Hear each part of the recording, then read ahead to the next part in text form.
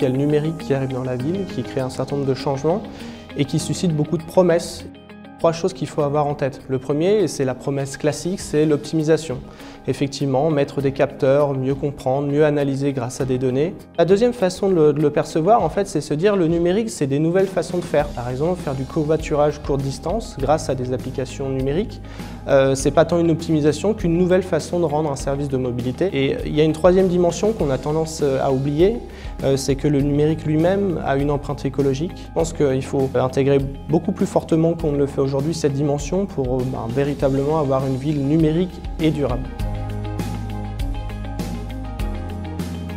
La question qu'on pose aujourd'hui, c'est comment on organise cette régulation des plateformes numériques et comment la ville s'empare des technologies qui sont derrière les plateformes numériques, qui sont d'abord la donnée, qui va être aussi l'intelligence artificielle, pour travailler à des nouvelles formes de régulation de ces services de mobilité pour qu'elles continuent à apporter des solutions qui répondent à tous les besoins divers des usagers, qu'on maintienne cette dynamique d'innovation, mais qu'on s'assure qu'elles répondent réellement aux enjeux urbains.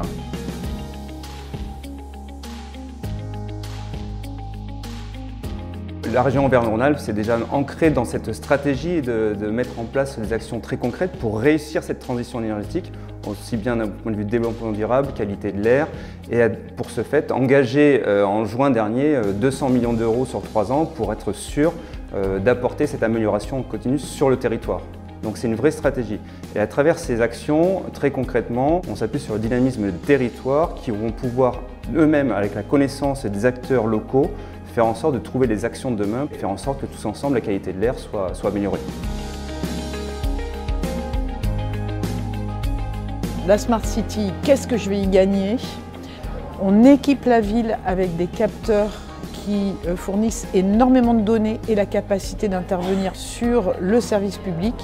On arrive, in fine, à mettre en évidence que 30% à peu près du coût d'investissement peut être récupéré sur une durée de 10 à 15 ans. Deuxième point, un ROI sociétal.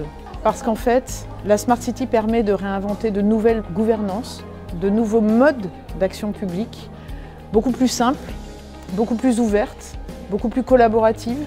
Et puis le troisième point, c'est trouver de nouveaux modèles économiques demain qui s'articulent entre le gratuit et le payant, parce que le service public de demain sera pour partie gratuit et pour partie payant à la carte.